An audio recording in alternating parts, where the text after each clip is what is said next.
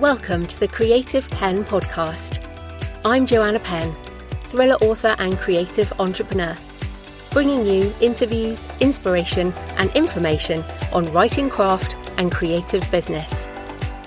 You can find the episode show notes, your free author blueprint and lots more at thecreativepenn.com, and that's Penn with a double N. And here's the show. Hello creatives, I'm Joanna Penn. And this is episode number 833 of the podcast, and it's Friday the 17th of October 2025 as I record this. In today's show, I'm talking to author and theatre director Laura Baggaley about writing climate change and other big topic books without being preachy, her experience of a publisher that went under just before launch, and Laura also gives tips from her theatre experience on writing better dialogue, as well as how to do book readings, which are a kind of performance, and author events. So that's coming up in the interview section. In writing and publishing and book marketing, well, we know things are tough in the market right now, but it's not just indie authors who are struggling. The bookseller here in the UK reports that indie presses are in existential crisis and call for trade support. Now, to be clear, the word indie here, indie presses are small, independent, traditional publishers.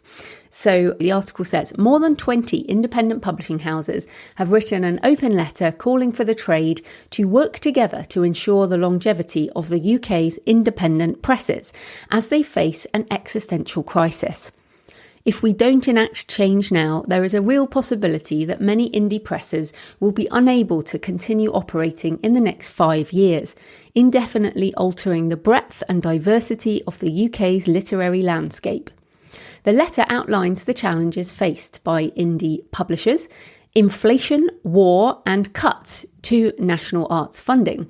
It cites production, paper supply, and energy costs affected by the war in Ukraine, fulfillment issues in Europe and the US due to a combination of custom fees and, most recently, Trump's trade tariffs, a challenging retail landscape, lack of review coverage as media has changed, and a reduction in the number of distributors available for small stock and low turnover and arts funding cuts, amid other issues. This accumulation of pressure has created unsustainable workloads and increasingly uncertain prospects, significantly impacting our well-being and capacity to manage these workloads, the letter reads. Independent publishers face limited cash flow and inconsistent labour, yet the industry holds us to the same standards as the big five publishers. So this obviously brings up a whole load of things. Firstly, of course, many indie authors face similar issues, and it is interesting because the only nod to difficult book marketing is, they say, the lack of review coverage. But obviously there are many other ways to market books, but I do think unsustainable workloads and a challenge around tariffs and paper and energy production and all of these different things will be the same regardless of whatever country you're in. So I think it's worth reflecting on the business of publishing for individual authors as well as small publishers. The other thing to say is readers don't even think about who publishes a book. So if they buy from an online store or even a physical bookstore, they're not thinking, oh, this is a small publisher. Most people don't even know. So, I mean, maybe some people do, but not very many. And the same for us. We're held to the same standards as traditional publishing as well. The quality of our books need to be just as high. I've thought about this recently because I've had several books returned from my Kickstarter from the US. Not from readers, but it didn't even make it to the readers, but from the carrier in the USA. And I'm not sure whether this is a tariff issue or addresses, but it's never happened before. I've done lots of Kickstarters now, and I've not had books returned in this way. And of course, that means I have to resend more books, eating into the profits. And I'm going to have to send with a different carrier in the hope that this will work. And this is not Book Vault, by the way. These are me sending them personally for other signed editions. So we all have to think about these things as an individual author as well as a small press. I would also say, if you publish with a small press in the UK or anywhere, this kind of letter would freak me out. If I was publishing with any of the signees, I'd be getting on the phone with them or my agent or whatever and saying, I'm just checking. If they say they're going to struggle to survive for the next 5 years, what will happen to my book? You should already know this because it should be in your contract. But this is also timely given the discussion with Laura today, because she talks about how the press she published with went under and she got the rights back and everything. But I've heard from lots of authors over the years where this happens and difficult times. So check your contract details. I'm not saying don't sign with a small press. I'm saying if you are with a small press or do sign, check your contract and make sure you plan for success, but also plan for failure. What happens if that press goes under? Do you get the rights back immediately? How does that transfer over to you? That kind of thing. So yeah, I think this letter is really interesting and good in one way to talk about, but also I'm not sure if it makes the authors that publish with them feel particularly confident about getting paid. So more focused on indie authors, on the Wish I'd Known Then podcast with Jamie Albright and Sarah Rosette, they talk this week to Russell Nolte and Lee Savino about what to do when things are hard. This is definitely a theme at the moment because being an author is hard. And of course, you've got to choose the hard that you have in your life and in your job. And hard things are rewarding. So that's one of the reasons we do them. But running a business is harder, regardless of whether that's an author business. But there are a lot of easier ways to make money. And there's a lot of talk at the moment about how things that used to work aren't working so well, how we have to reassess our definition of success and revisit why we do this anyway.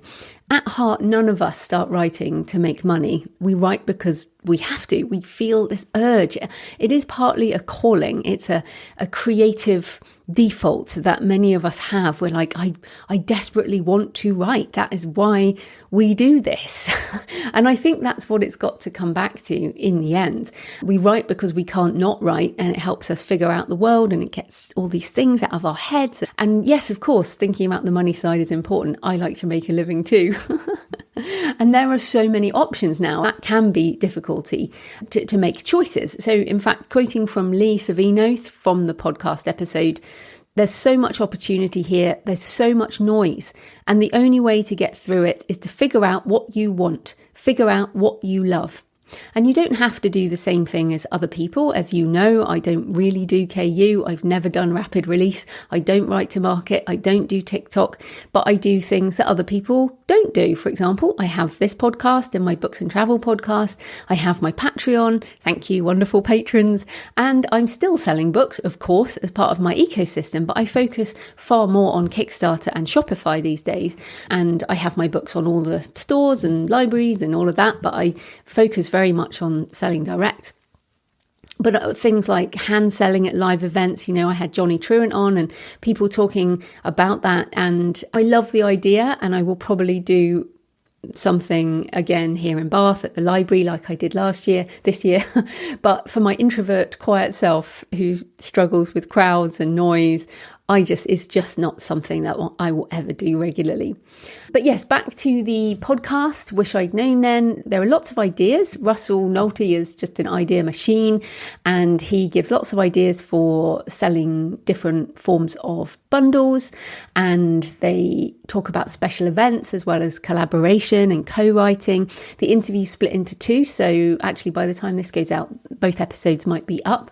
It is a really honest podcast. And of course, Jamie and Sarah are always open about things. Jamie actually says, I've made a lot of money and I've not made a lot of money. If you saw my KDP dashboard, you would be shocked. But I quit looking at it because that's depressing, and it's got to be about more than money. And yes, of course, the author career and all businesses, they're not just up and to the right. It doesn't happen like that ad infinitum. There are ups and downs depending on so many things, which is why, as you know, I preach multiple streams of income. And maybe one of those is a day job. And in fact, I was thinking about this with the 6-Figure Author podcast, which if you've been around a while, you might remember, and the backlist is still up. I think it's well worth listening to the 6-Figure Author podcast. Lots of tips still evergreen. But at one point, Lindsay, Joe and Andrea were all 6-figure authors. And then by the end, Lindsay is still going and very successful. Joe and Andrea still write, but they both talked about their challenges towards the end of the Six Figure Author podcast. So things change. And I love that we have this community where we can be honest about the ups and downs. I mean, in traditional publishing, I think people are sort of there and they're on bestseller lists and then they just disappear. But I feel like as indie authors, we probably talk about this a lot more. Anyway, go and listen to the 2-part interview with Russell and Lee at Wish I'd Known Then for Writers. And there was a funny story in The Guardian this week about book marketing, which I thought I would read a bit of. So it is in relation to Jennifer L. Armentrout's latest novel called The Primal of Blood and Bone. And there is a special edition of the romantasy book released with garlic-infused ink. Yes, garlic. Hellmann's Mayonnaise has teamed up with Armentrout and her publishers to release a special edition printed with ink mixed with their garlic aioli, as the book has vampires in.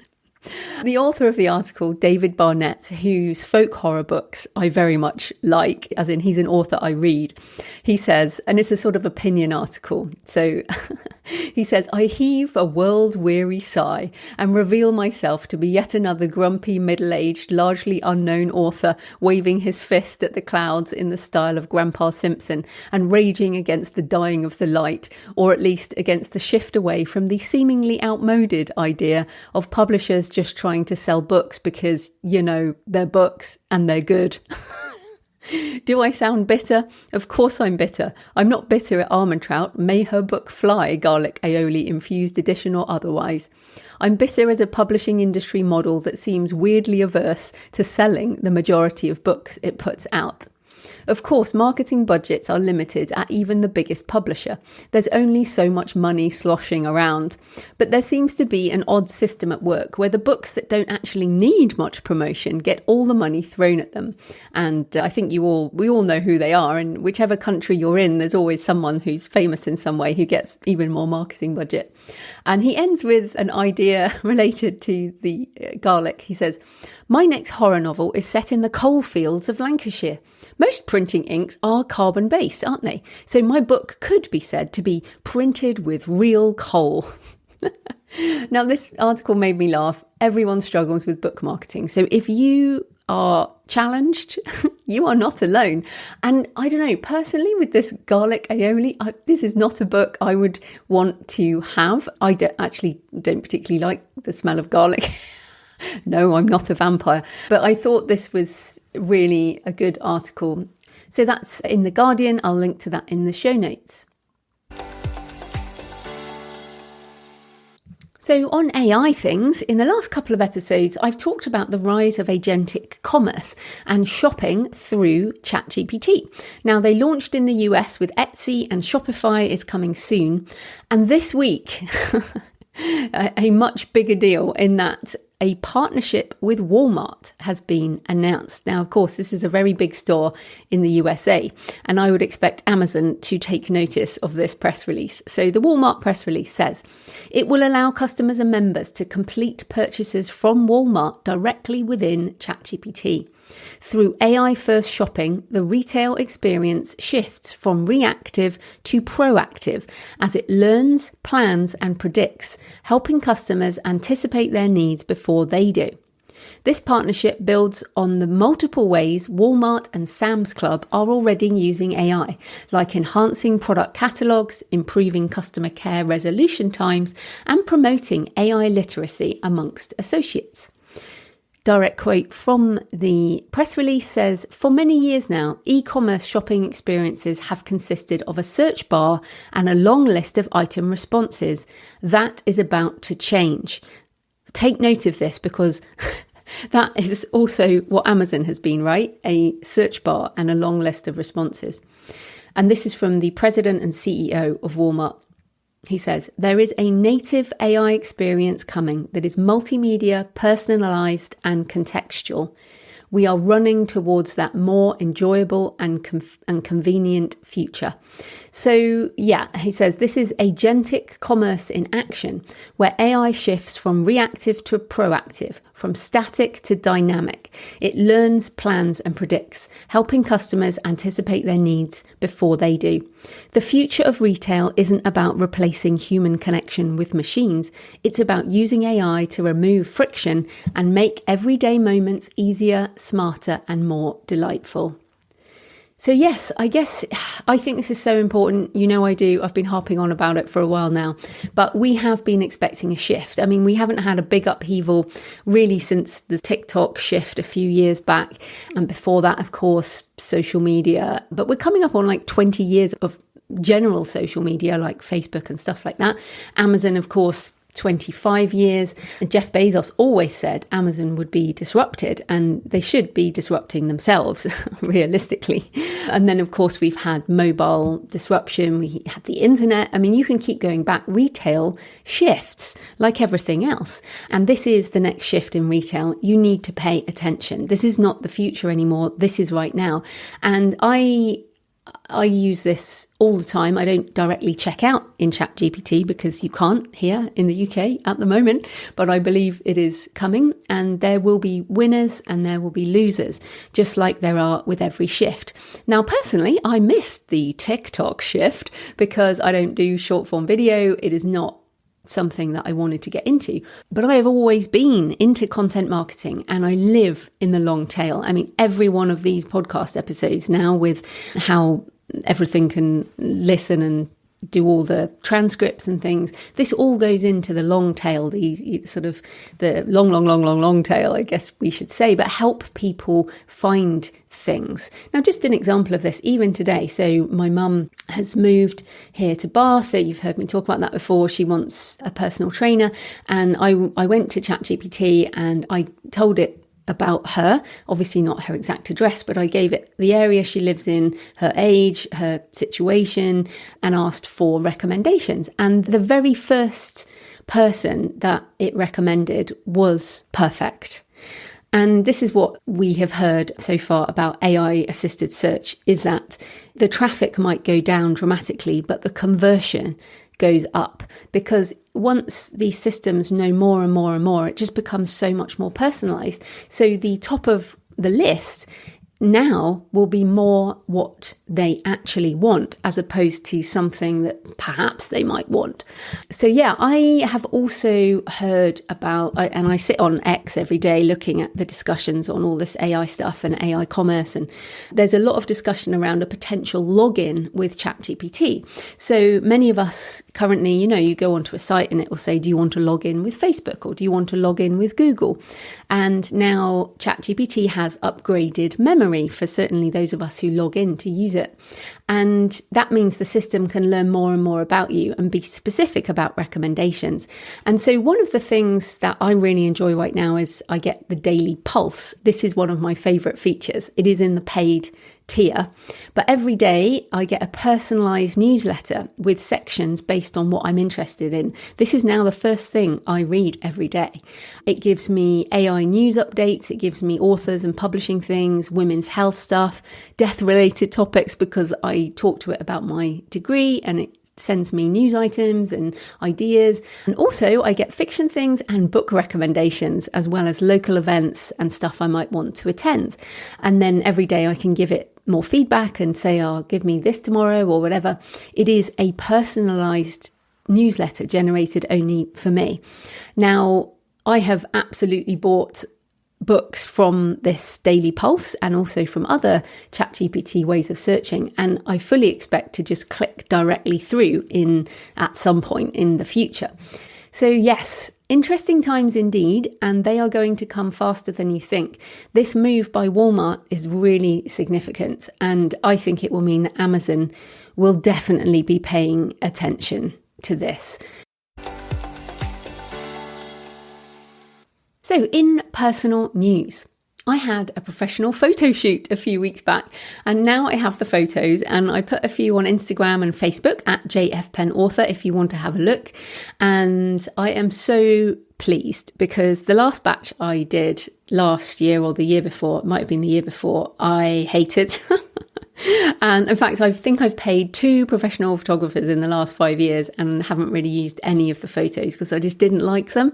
But these ones I'm so happy with. And the photographer, whose name is Betty Bandari here in Bath, absolutely brilliant. She made me feel at ease. Took some great shots that I can use for both of my brands, so JF Penn shots and Joanna Penn shots. And if you have a look at them, you should be able to guess which is JF Penn and which is Joanna Penn, and put them on the back of future books. I sorely need a better author photo for the back of my books. So I've been using selfies for the last few books. So yes, I wanted to just mention this because if you have been an author for a while, when was the last time you had professional photos done? I think this is a bit like dating sites because people put out of date photos on dating sites. And well, apparently I haven't been on a dating site for a long time, but you hear about these things where people put old photos and then you meet people in person and you're like, seriously, you're 20 years older than I expected. And in fact, I remember at Thriller Fest, there's a lot of older authors who go to Thriller Fest who still use young photos on the back of their books. And same thing, I just think we have to be honest about our age. So yes, anyway, I wanted to ask you if it's been more than a decade since you had them. Perhaps it's time for an update. I also wanted to give you a few tips, and you could ask the photographer if you're going to hire someone. So Betty and I had a call before we met in person, which I think was really good. We discussed the vibe of the brands and what kind of photos I was looking for. So she actually showed me various things in her portfolio to say, is this the kind of thing you're looking for? Is this the kind of thing you're looking for? So that helped both of us. On the day itself, take different tops and jackets, jewelry. And again, you'll see in the photos. So I had like a blue top underneath and a bright necklace and then a black top and then a leather jacket. And I took layers on and off depending on what kind of shots we were doing. We also moved around the city, which I really liked because some of them, we found some really great backdrops that again gave different feelings to the photos. The other thing is to really communicate with the photographer.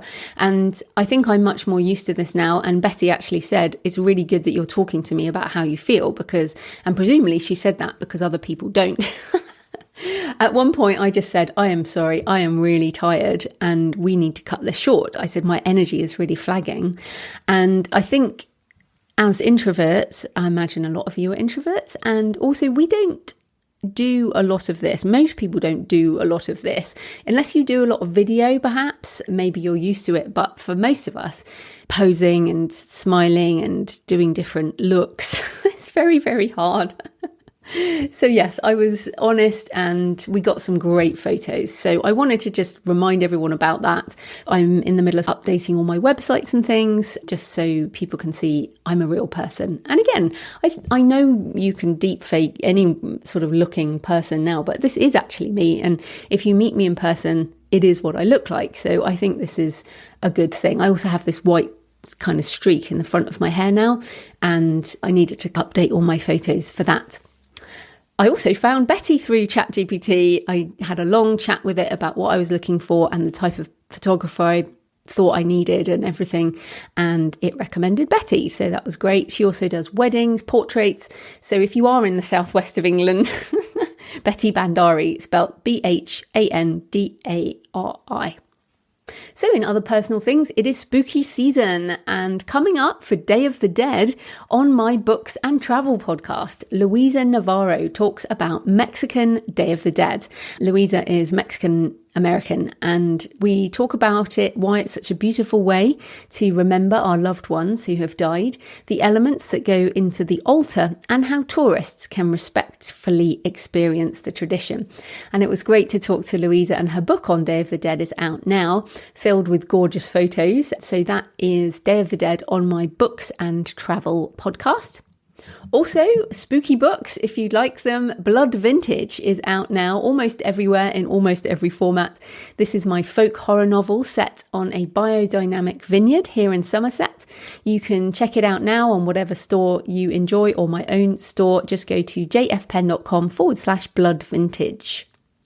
Also this month, I'm in a horror promotion. So if you love horror, dark fantasy or paranormal, check out the Deliciously Twisted Halloween book sale running through October at twistedtalesbooks.com/Halloween. And it features my story Catacomb, which is basically like the movie Taken meets the legend of Beowulf set in the catacombs under Edinburgh. Go on over to twistedtalesbooks.com/Halloween. So thanks for your emails and comments, and no photos this week. Please do send photos. I love to see where you're listening or your favourite cemetery or churchyard as ever. But yes, at Skincare Cookbook on YouTube said on Steve's branding interview, I loved this. It was so helpful. It made me feel like I'm heading in the right direction. I'm also working on a hybrid book workbook and can't wait to take a look at his. Absolutely. As I said, Steve's workbook, which is book workbook for sure, is very well designed. So yeah, interesting from both content and design aspects.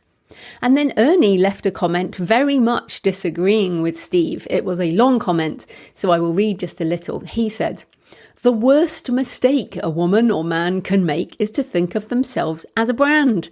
As a mainly self-published author whose books have sold over 1 million copies, I never think of myself as a brand." He also quotes Seth Godin, who says, "You are not a brand, you're a person, a living, breathing, autonomous individual who doesn't seek to maximize ROI or long-term brand value." Yes, I love to get comments that don't agree as well. So that's completely, thanks Ernie for your comment there. I find it helpful. I think the whole branding exercise is about, do you find this helpful or not? I personally, as I mentioned with the photos earlier, I very much like having two brands. It helps me creatively. It helps me with marketing. So, everyone can do what they choose to do and think what they choose to think. We are independent authors. Okay, please leave a comment on the podcast show notes at thecreativepenn.com or on the YouTube channel. You can email me, send me pictures of where you're listening, joanna@thecreativepenn.com. I love to hear from you. It makes this more of a conversation. So this episode is sponsored by Pro Writing Aid, because however you choose to publish, whether you go indie or you want a traditional deal, you need to make your book the best it can be. Pro Writing Aid is one of my absolute must-use tools in my writing process for both fiction and non-fiction, as well as short stories. And I should actually mention, I have just used it for my first academic short essay, only for checking grammar and typos and all that kind of things. Very, very useful. Importantly, in academia, not using AI for anything else, obviously. But Pro Writing Aid has various settings where you can say what type of book it is, and it changes the recommendations depending on the type of writing you do. So I use Pro Writing Aid with Scrivener, but you can also use it with other software or just online in your browser. Pro Writing Aid knows all the rules of editing and helps you apply them. And of course, you can choose not to make changes as you like.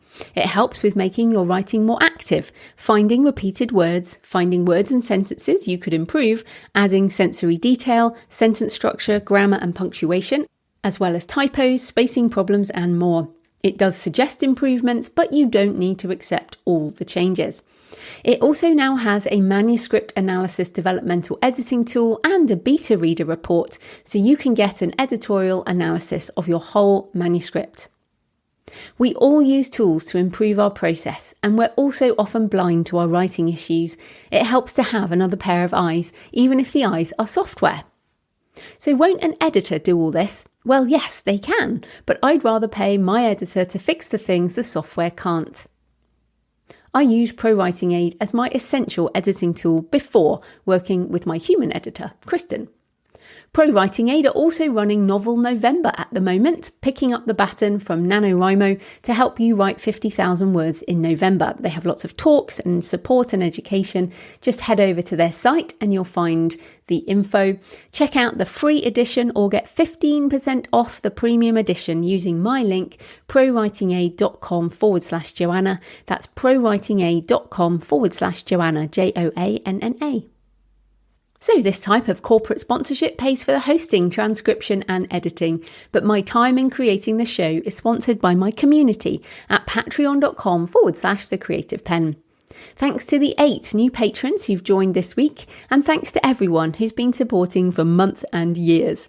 If you join the community, you get access to all my backlist videos and audio covering writing craft and author business, as well as AI tutorials. Last week, I shared the results of my patron survey and also shared my ebook and audiobook on productivity for authors. And we have live office hours coming up this week, so it's a good time to join if you want to come and hang out with me. The Patreon is a monthly subscription, the equivalent of buying me a black coffee a month or a couple of coffees if you're feeling generous. So if you get value from the show and you want more, come on over and join us at patreon.com/The Creative Penn. That's patreon.com/The Creative Penn. Right, let's get into the interview. Laura Baggaley is an award-nominated children's and YA author, theatre director, and also teaches acting, writing and literature at City Lit College in London. So welcome to the show, Laura. Thank you, Jo. It's lovely to be here. Yes, I'm excited to talk to you today. But first up, tell us a bit more about you and how you got into writing and publishing. Well, I was one of those kids who always had their nose in a book, loved reading. Whenever anyone said, what are you going to be when you grow up? I would say a writer, like straight away, no question about it. So that was always the plan. But in my late teens, I changed schools for sixth form. I went to this school that was really strong on performing arts. And I started to get into drama and doing lots of acting in school plays, and at university started directing plays, which was even more fun than acting. And I just found myself pursuing a different path and became a theatre director for about 15 years.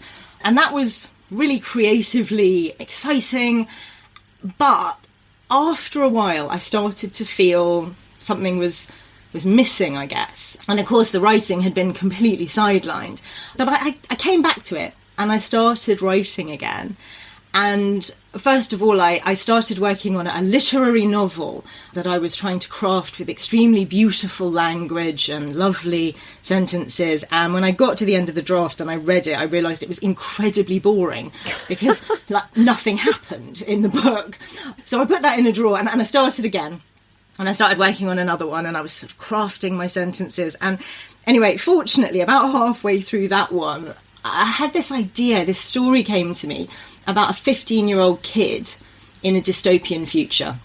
And it had to be a young protagonist and it had to be a YA book. And I just really wanted to tell this story. So I chucked the boring literary half-written draft in that same drawer and started working on the YA book. And that's where I really started to sort of find my voice, as it were. And where did it go from there? When was that? Oh gosh, before the pandemic, which is kind of how we judge everything time-wise these days, isn't it? I think it was 2019 that I was a finalist in the Dyslexia Children's Fiction Competition with that manuscript. So I'd obviously written it before then, and then through that competition got an agent and I'd wrote another book and got a publishing deal with a small indie publisher called Neem Tree Press. So that was. And I wanted to talk to you about this. So you were a finalist in Dyslexia, if people don't know, a very prestigious magazine here in the UK. You got an agent, you got a deal. So what happened then? What happened with the publishing experience?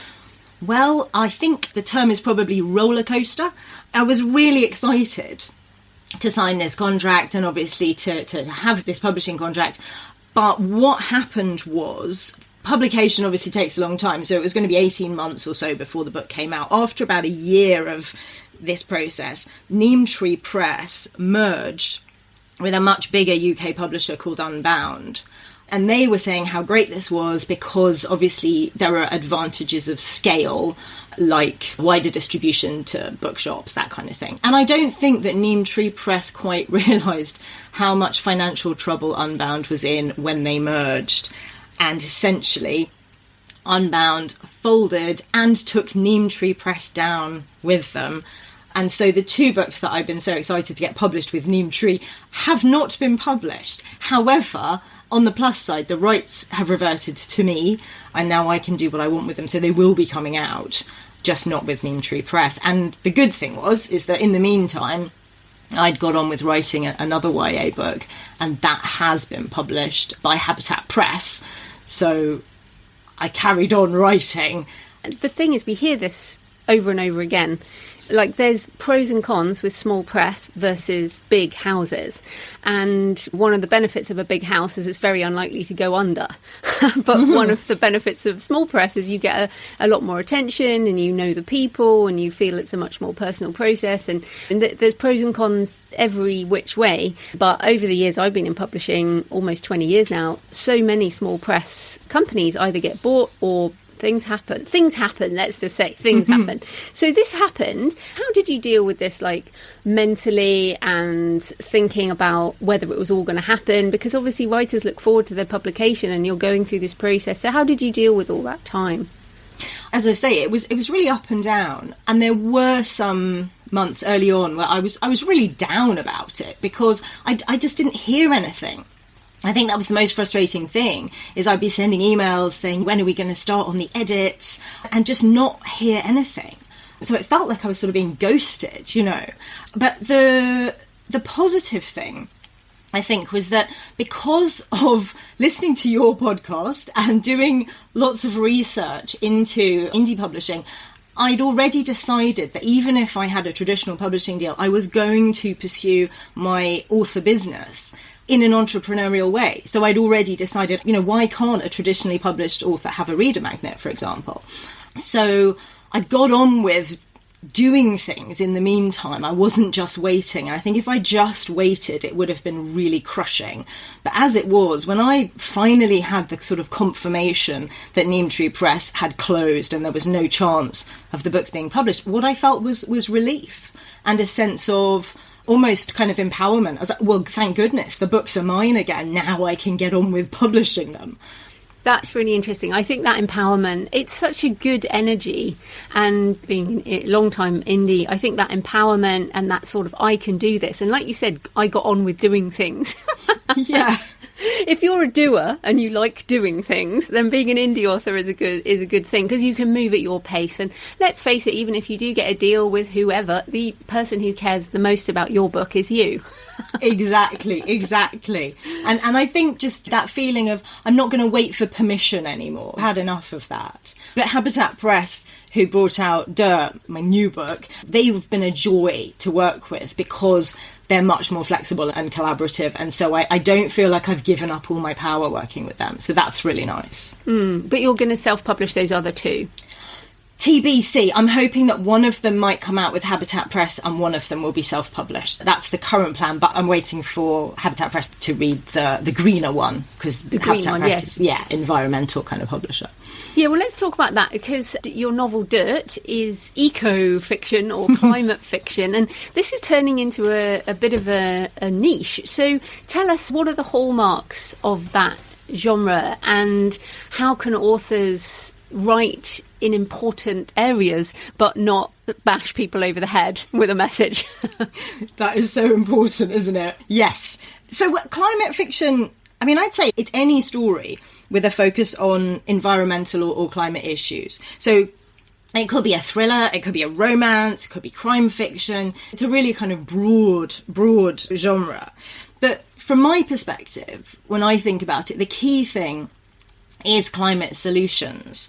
It's about looking forward to joyful possibilities and about kind of normalising positive action. So not writing a book to tell everybody to buy an electric car or something, but just kind of in the world building, embedding things like solar panels or heat pumps or whatever as just normal parts of life. And of course, in my books, because I tend to write near future dystopias, it's really easy to imagine a future where, say, everyone gets all their energy from renewable energy.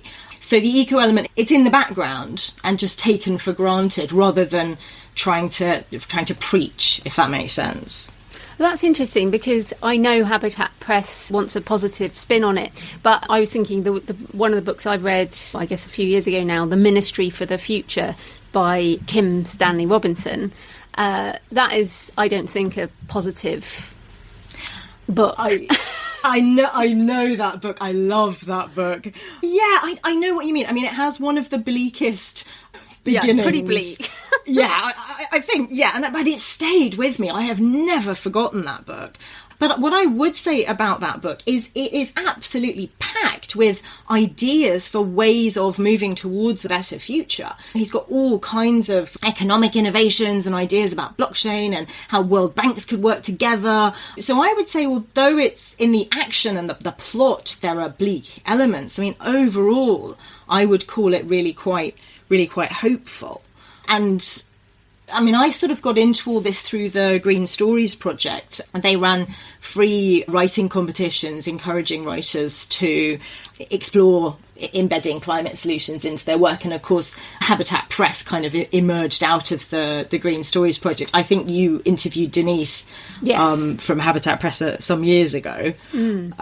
So, I mean, another thing that they did, which I really thought was really fun, was the Green Stories collaboration with BAFTA on climate characters. I don't know about that. Tell us about that. They were comparing fictional characters with high and low carbon lifestyles. So they took like James Bond versus Jack Reacher. Jack Reacher, yeah, who just has a toothbrush. Exactly. And he spends his money on like coffee and public transport. And whereas James Bond is all like jet skis and smart suits and expensive cars. And I love both those characters, of course. But if you're looking at what you glamorize in your fiction, it's a choice that you can make. So in one of my books, I have all the rich kids at school wearing Carpos trainers. And Carpos in my sort of future world is short for carbon positivity. And so they're carbon positive trainers that have absorbed more carbon in the manufacture than they've emitted. And that's this massive status symbol. So the cool kids all have Carpos. And then, of course, my protagonist, who's not a rich kid, his trainers are just Newt, which means like carbon neutral. And I like it. That's not what the plot is about. But I like the idea that in a world where legislation has said that all manufacturing processes have to be carbon neutral, it becomes a status symbol to be sustainable, like who can be the most eco. Yeah, I absolutely agree. So I think that's a good sort of pointer, is put it in the world building.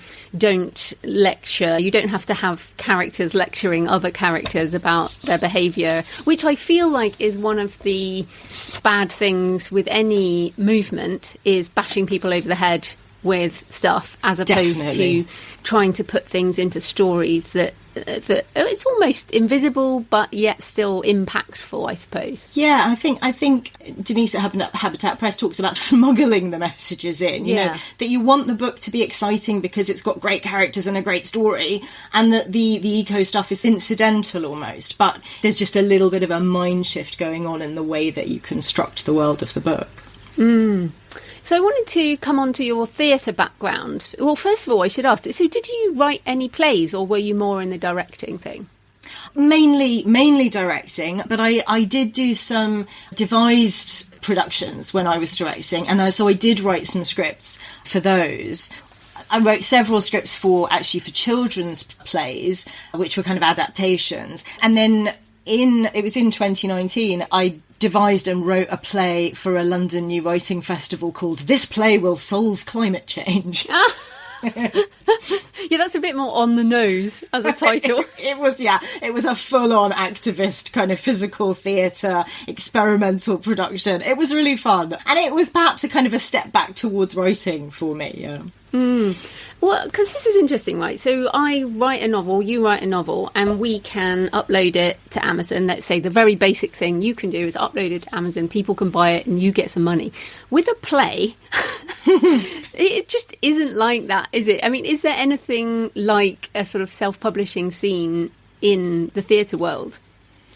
I have to say, not that I know of with scripts at all. In fact, with the climate change play that I wrote, I actually set up a little theatre company around that time, and we called ourselves Reusable Theatre. And the idea was that our scripts could be reused by anyone, anywhere, because we wanted to generate more of this kind of work. But I mean, there are theatre makers all over the place generating their own productions and putting on work independently. So So yes, but I don't think anyone's making any money out of it, is the difference. No, exactly. Because people don't really... I mean, there are obviously people buy scripts and schools and stuff. Usually you have to buy the certain text or whatever. But people don't really shop for plays, I guess. So I don't think so. Yeah. So yeah, it is difficult. So I'm glad you've discovered the business of books. But in terms of if people are interested in adaptation, like you said there, you did some adaptations. What are some tips for writing stories that could be more easily adapted into theatre or even just brought alive with marketing, with images and that kind of thing? That's a really interesting question, because I think in some ways theatre is a really expansive, inventive storytelling mode. So you can almost put anything on stage. But what I would say is, I think it's primarily about theatre and film being visual mediums. And this is often the case in marketing as well, isn't it? So it's about finding those really striking images and just thinking about your plot. Are there key moments that have really clear, vivid images attached to them? I think I'm often really inspired by images. So there was a play I directed once simply because I loved the opening image on stage, and it was 18th century garden in Lambeth with an apple tree, and there were two figures, a man and a woman, sitting in the tree with their backs to the audience, both completely naked. And I just thought this was such a kind of striking image. And of course we didn't have a tree on stage, we had apples suspended from invisible threads. So the actors were sitting on a stepladder and a swing sort of in this kind of cloud of apples. And it was really beautiful. And I guess that's the kind of thing you're thinking about. With Dirt, that whole book really started with an image for me. There's an expansive desert, a single road running through it, a girl wearing a sun hat as big as a bicycle wheel, cycling alone along that road towards us. And that was like the first idea for the story. In my head, it was kind of like a Western, a stranger rides into town. So that's where my inspiration, I think, often comes from. And I think that does translate well into marketing, for instance. Yeah, and I guess another thing is dialogue, because if you're on the stage, then you're going to have some people speaking. So you've probably read a heck of a lot of very bad dialogue, or heard dialogue that might look okay on the text. Then an actor tries to perform it and it sounds terrible. So how can we identify bad dialogue, and any tips for writing it better? Yes, I've certainly encountered some terrible dialogue. I think for me the clunkiest is when characters say things without motivation, just to further the plot. So, and I get students doing this in my acting classes sometimes. They'll be improvising and they'll say something like, "Oh, Uncle Bernard, how good to see you after you've spent 10 years in Australia." And I'll be like, Bernard knows he's been in Australia and he knows it's been a long time. So the character, there's just no reason for them to say that. And it always tells me that the actor is being super conscious of the audience, trying to convey information rather than getting into the character's skin. And I think with dialogue, it's about really immersing yourself, getting in there in the character's head. What is the character's attitude to this situation? What's their relationship to the other people? How are they feeling? And then you get that kind of, what would I say if I was this person in this situation? And that's where the dialogue should be coming from. And I think you really hit on it, Jo, when you said it's reading it aloud. It can read well on the page, but to test it, read it aloud, and better, get other people to read it aloud for you. I mean, in theatre, it's standard practice. You've got a new script, you workshop it, get a load of actors, playwright sits with a red pen and their script and listens and scribbles all over the script while the actors read it out. Yeah, it's funny. I've actually just yesterday finished the audiobook of Blood Vintage, which is my folk horror novel. And I've done it with 11 Labs using my voice clone, which is very, very good. So it's very strange because I'm listening to myself and then I direct myself, the AI. And I've actually rewritten bits and bobs of dialogue because even my own voice clone can't do it properly. Wow, that's brilliant. It is, it's really funny. And the other thing that I found, and again, like I literally just sort of discovered this, is at the end of chapters, sometimes I've rewritten things in order that they end on with a certain sound, as opposed to how they can end in the text. And you would have come across this too, is that there can be sounds that written down don't look like they match, but when you speak them, the sounds resonate with each other, and then it just sounds wrong, basically. Yes, absolutely. It sounds like ending a chapter sounds a bit to me like doing what we call a button at the end of a scene or at the end of a musical number. You need that kind of finishing moment. Finishing moment. Yeah, rather than on text, you can easily cut something and the reader's going to turn the page. But if you're driving and you're listening to an audiobook, there's a few seconds of space. And so you almost need it to end in a certain audio way to make a point. Like you say, button's a really good word. I've never heard it in that context. Yeah, absolutely. Yeah, you need to navigate to guide them through the text, because they haven't got that kind of expanse of the blank bit of page at the end of the chapter or whatever. So then I guess the other thing about theatre is performance.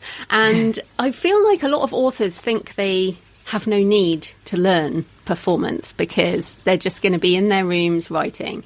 But if you are successful, or if you want to be successful, you are going to have to do stuff. You have to speak on a podcast, you have to speak at a festival, you have to do a reading, you have to talk to media. So what are your tips on performance? And I guess from seeing a lot of bad performances as well, what can we do? We want to be authentic, like we don't need to rah-rah, but how can we do it where we can deliver the best to the people who are listening? Yeah, it's such a good question. I think for me, there's kind of two things. So I find, and this is probably my theatre background, but I find it really helps to imagine a character who is a version of me, and that's who I'm playing in public. And the character is essentially the same. They're me, just a bit more confident, a slightly shinier version. So like I'm Laura, and then there's Laura Baggaley, writer. And if you ask those two people, like, how's your new book going? Like me, Laura, sitting at my desk, might say, oh, I'm really struggling. I'm trying to write in this new utopian genre, and I've got ideas for two characters, but the world isn't clear at all, and I'm just not sure which plot strand to prioritise, and so on. But if you ask Laura Baggaley, writer, she might say, oh, it's exciting. I'm experimenting with a new literary genre. I'm writing a utopian novel for young adults, and it's about two teenage girls. They're both outsiders in different ways. So, like, both of those statements are completely true. I'm not being inauthentic, because it is exciting that I'm writing this book in this genre. But one of them, I hope you'll agree, one of them sounds better than the other. And it's a bit like putting on a smart jacket for a book reading. It's just getting into character. Does that make sense? Yeah, I totally agree. And I think the smart jacket is a point as well. Makeup for women. I mean, you don't have to, but I remember I did professional speaker training back in Australia like 20 years ago. And I remember seeing these women, and they didn't have to be designer clothes, but they wore smart clothes on stage, and they looked professional, and their hair was done and their makeup was done. And I just learnt a lot from that, because it gives a professional impression. And I feel that's the thing. If you want to be a successful author, then you are a professional. So whatever that means, however you want to dress. But I think, again, it's whether it's a smart jacket or it's just different clothes, I feel, as well, can really help. That is so true. I mean, and a lot of actors talk about needing to find the right shoes for a character, and they put on their costume, and then that's part of the process of getting ready for performance. So I think that's absolutely right. This is terrible. I was just thinking then. So I've been to some of these pitch things, right, for film and TV and stuff. And the last one I went to, they sent an email out. And the email basically said, please chew gum or use mints. Oh, no. No, I mean, not to me personally, but the email that went out, and it also said use deodorant. And I was like, if you are emailing a group of people and telling them to use mints and deodorant, then what the hell happened last year? That's horrendous. Oh my goodness. Yeah. And I was just thinking about that. And I think, again, as authors, we consider it's fine to sit here at your desk in your tracky bees and your whatever and messy. Like, I basically don't do my hair most of the time. But if you're going to do a reading, or you're going to a conference, or you're doing anything where you are Joanna Penn writer or Laura Baggaley writer, when it is that side of you, you have to make an effort, right? Even if it's hard. And it is hard, isn't it? Yes, it is hard. I think it does boost your confidence to be wearing the right stuff. And also, I mean, there are practical performance tips as well. I would say practice a lot out loud. I sometimes, with my students, I'll see them rehearsing a speech in their head, and I'll say, come on, no, do it out loud, because you need your mouth to practice saying the words. There's a muscle memory involved. So if you're doing a reading of your own book, you might know the book inside out, but your mouth might not know it. And if you read it out loud to the mirror, to a friend, multiple times, when you're feeling really nervous up on stage, your mouth will do some of the work because it already knows what it has to do. It sounds really silly, but just practice. And remember to slow down, because adrenaline makes us all speed up.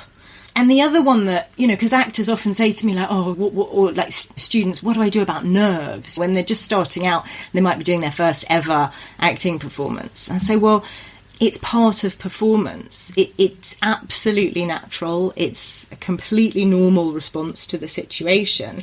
And even though you can't just tell your brain to calm down, you can physically relax your body. So you can lift your shoulders right up to your ears and then drop them down and feel the difference.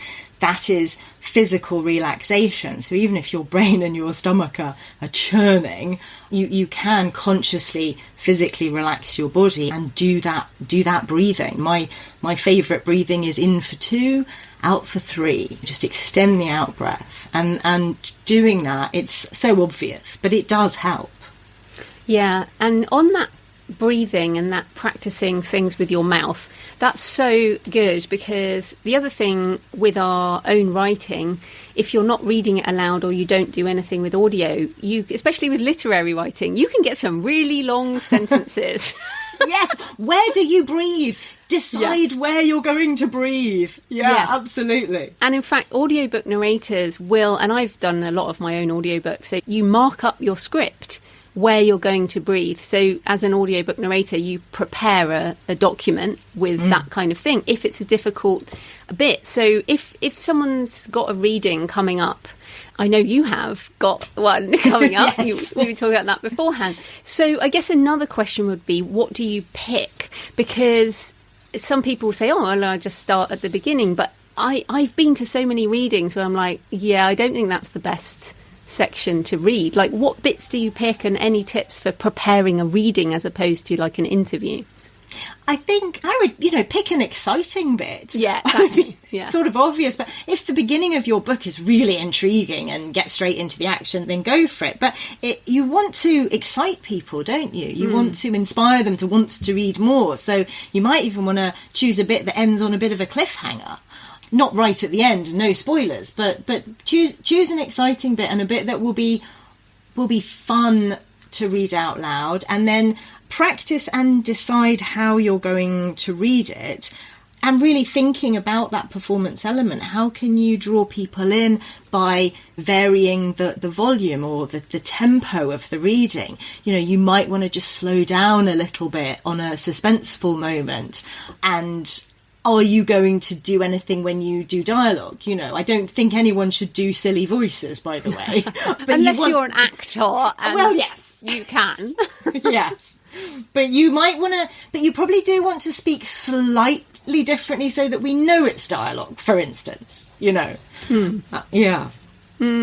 Yeah, I think, and also videoing yourself practicing can really help, because I think you still have to, if you were doing an interview, you're always looking out to the audience now and then, or if you're doing a professional speaking engagement, you're meeting eyes of the audience. And I feel with a reading, like the worst readings I've seen is the author literally has got their nose in the book and doesn't even look up once. They're just like rushing through it. So you do have to look up, don't you, to bring people in. I couldn't agree more. It's so important. I mean, that kind of reading from a script while still connecting with the other character is a really basic part of actor training.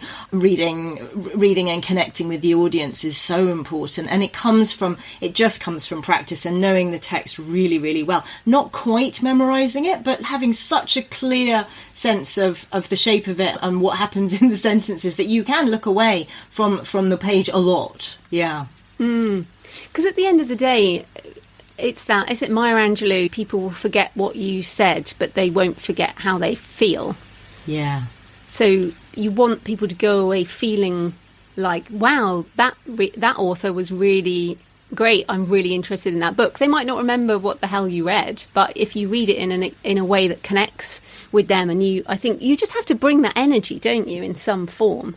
Yes, and the other thing to remember is that people who come to book readings come because they enjoy it. They come because they want to have a good time. So if you're scared to make eye contact with them, you're pushing them away a bit. But if you look around the room as people are arriving, if you look and you make eye contact, they'll probably smile at you because they're excited to hear from your book. They're probably excited to be there. At the very least, they want you to succeed. So don't be scared of your audience. Think of them as a group of people who just want to share in the pleasure of hearing your work. Yeah, and I think just to encourage people, obviously both of us, I have different experience to you, but I've been speaking for a long time and done a lot of events, and it just gets easier with practice. It really, really, really does. I mean, I used to be terrified of directing, of teaching, of leading workshops, of all the things that I have spent most of my life doing. The first time I did it, and not just the first time, for a while, it was nerve-wracking. But it's a great feeling when you've done it. And then when you meet someone or they send you a message saying, oh, that was great, it's just wonderful. Well, you mentioned workshops there, and I think this is another skill that's different to reading or speaking. When you're doing a workshop or a retreat, a lot of writers teach at retreats and also attend retreats, or doing classes. So what are your tips for the more participatory things where either the writer who's trying to run the workshop is an introvert or the people who attend are introverts? Like, have you come across any particular challenges there? Yeah, I think for me, for like leading workshops, it's all about preparation and knowing what the purpose of the workshop is. So what do you want people to go away with? What skill or experience are you trying to convey? And if you've done lots of prep and you've got discussion topics and activities fulfilling that objective, then that's a confidence booster, just knowing that you've got lots of stuff to fill the time. And then if you're really struggling with nerves, make sure that you get the participants to do some of the work, because you can set them a task. They're there to learn to do, and people learn by doing, they learn by experience. So you can even have a task that they get stuck into straight away, so that they're all busy writing while you're doing your careful breathing and getting command of yourself, and then get them to discuss. So try and structure it in a way that's helpful to you. Yeah, I think preparation is a huge part of helping introverts in particular. I don't know, I think it is correlated with introversion, like needing preparation. I sent you questions for this interview and we probably could have winged it, but I hate winging it. I need to have questions. And we might not stick with them, but at least we both know that we're prepared, and that makes me feel better, even if you don't even look at them. Some people come on and say, oh, I didn't even look at your questions.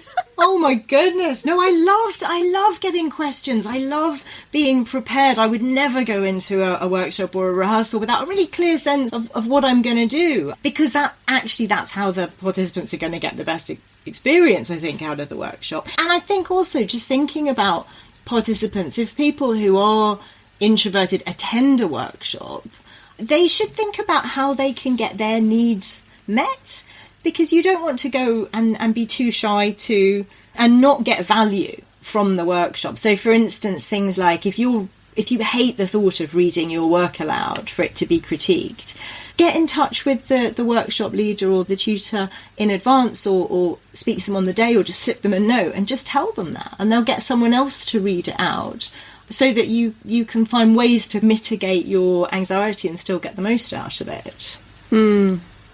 Yeah, so we're almost out of time, but I did also want to ask you, you collaborate with a group of authors on a Substack magazine, I guess online magazine, called Bending the Arc. And I always find collaborative author things a challenge, but you're in theatre, so you're used to collaboration. But tell us, what is the intent in that, and the benefits and challenges of collaborating on something like an email newsletter thing?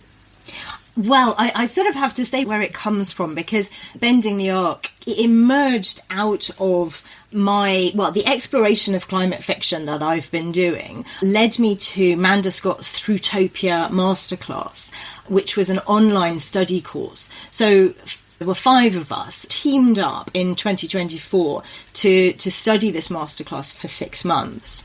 And I don't know if people are familiar with the term Throughtopia. I think it's still quite new. Okay. So it was a term that Rupert Reed came up with. He's an environmental academic. And it means telling stories that aren't dystopias. So not imagining how awful everything's going to be, but not utopias where you've got a kind of magically perfect future, but looking at through-topias. How do we get through from here to a better place? So it fits in a lot with the green stories idea and the climate fiction. So for this masterclass, we met every week for 6 months, watched a weekly video, did writing exercises and discussed it. And when we got to the end of it, we didn't want to stop. We didn't want to stop meeting. And we had generated some work in this new genre, and we wanted a place to showcase it, but also, probably as importantly, we wanted to invite other writers to experiment with this kind of work as well. So we thought a Substack magazine would be a good way of doing this. And has it performed a function, though? I feel like a lot of the experimental writing we do and group writing and everything is great for a certain amount of time, but then having obviously podcasted for years and done various things do not continue unless there is a benefit to the people involved at some point. So, for example, marketing your own books or something. Yes.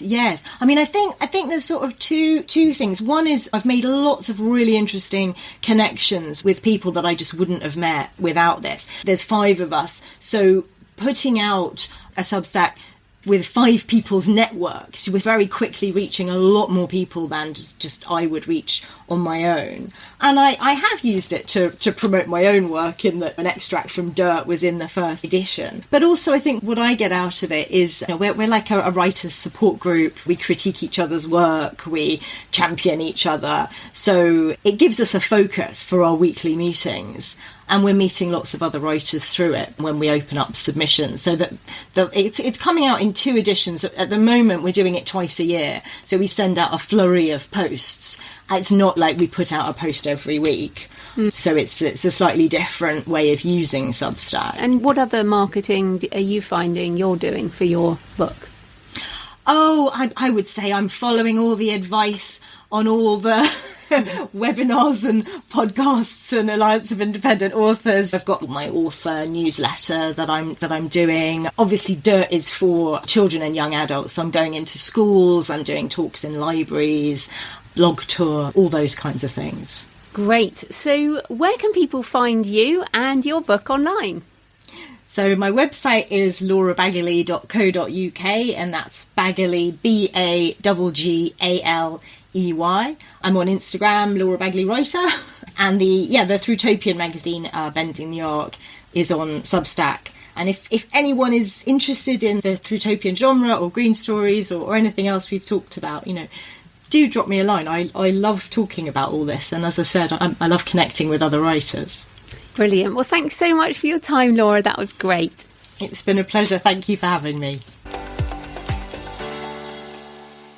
I hope you found the discussion with Laura interesting. I love the crossover between theatre and books, such different art forms, and yet we can learn a lot from performance, and we need to, as live events are so important and perhaps increasingly so in this sort of era of AI and more digital. We need to be more physical.